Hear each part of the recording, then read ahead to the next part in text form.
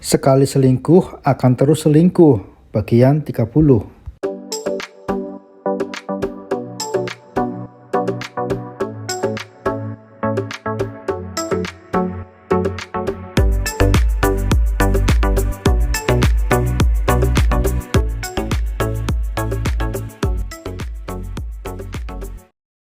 Hari ini Aldo dan Pak Bagas pulang kantor lebih cepat dari hari biasanya.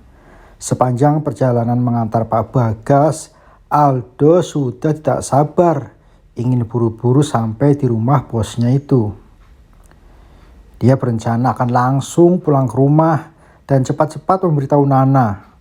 Istrinya itu pasti akan sangat senang sekali mendengar jabatan barunya di kantor Pak Bagas.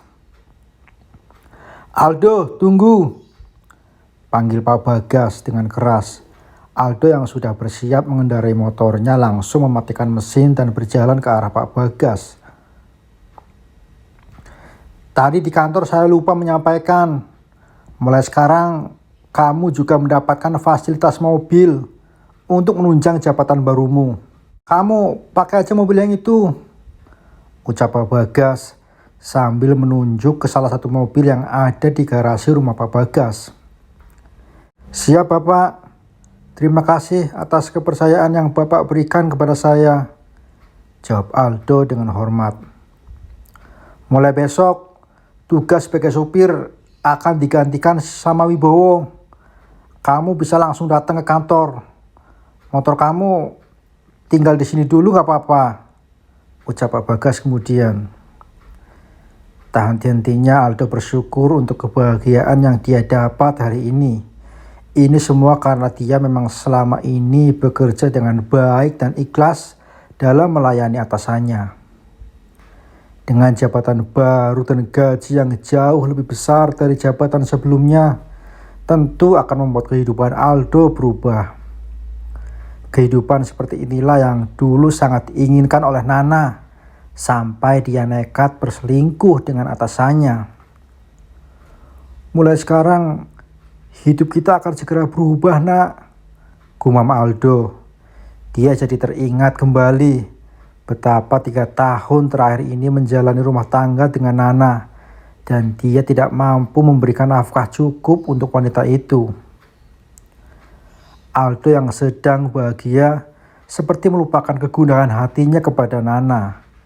Dia memang sudah memaafkan Nana, tapi sebenarnya masih belum bisa melupakan perbuatan Nana yang sudah disentuh oleh pria lain selain dirinya. Tapi sore ini, kegundahan itu seperti hilang seketika karena tertutup oleh kebahagiaan Aldo yang baru menerima jabatan barunya.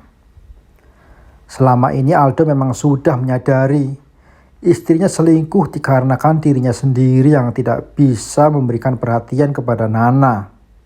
Selama 3 tahun menikah, Aldo belum bisa memberikan kesejahteraan kepada wanita yang seharusnya bisa dia bahagiakan.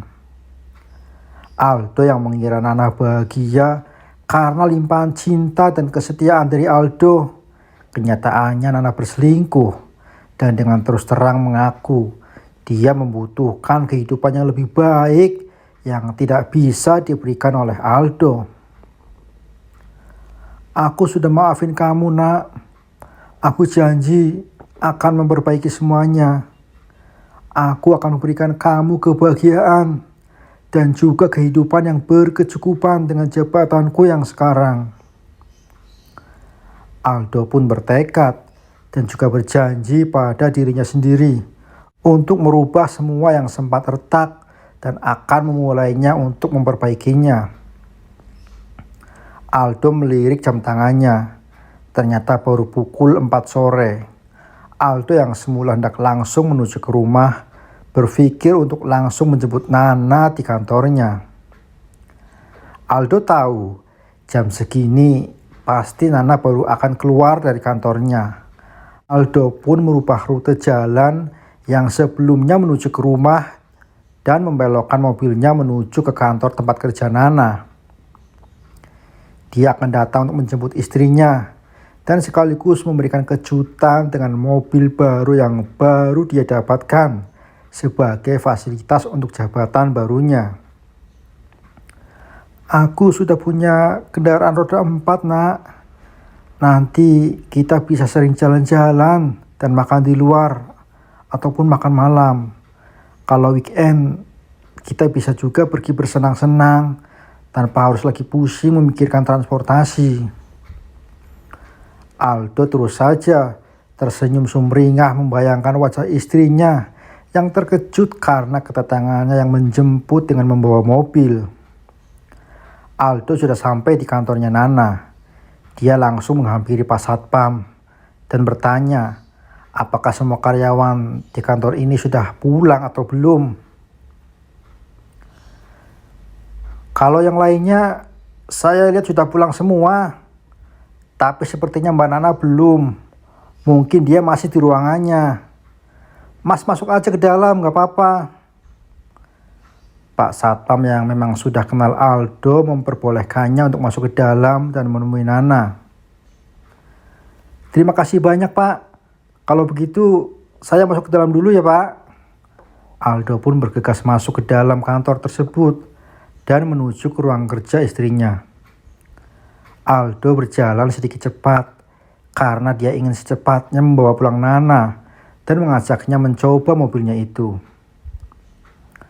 Ketika sudah ada di depan ruang kerja Nana yang posisinya berada di lantai 2, Aldo langsung membuka pintunya.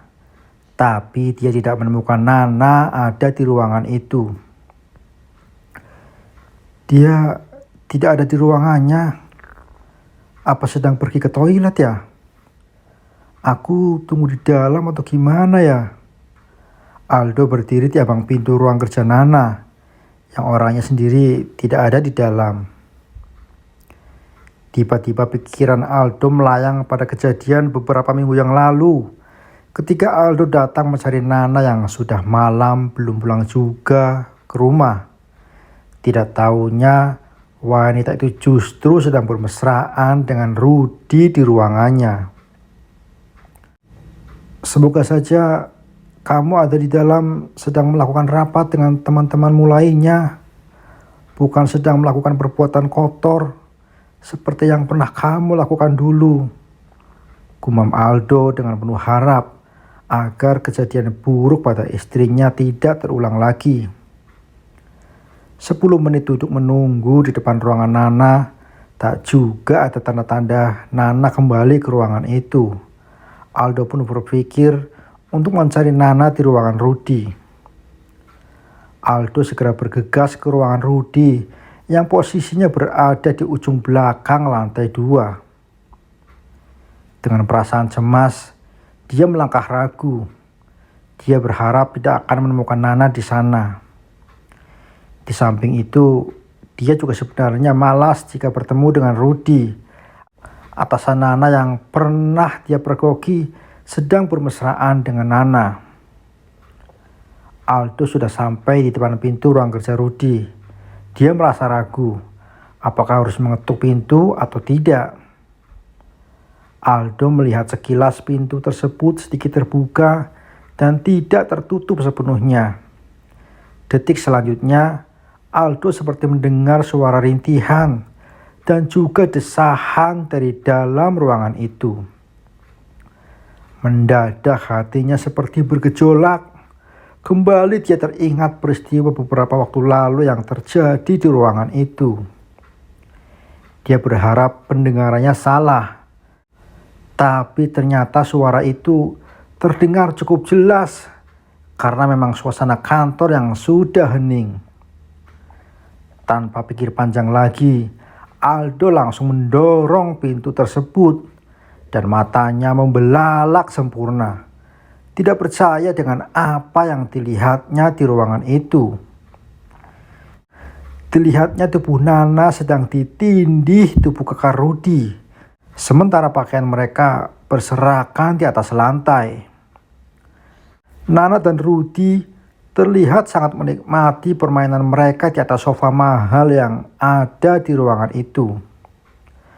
Mendengar pintu yang didorong keras membuat aktivitas mereka menjadi berhenti seketika.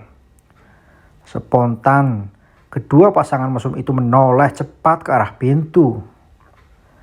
Mereka terkejut melihat kedatangan Aldo yang tiba-tiba merengsak masuk ke dalam dan langsung menuju ke arah mereka yang masih dalam posisi berdegapan.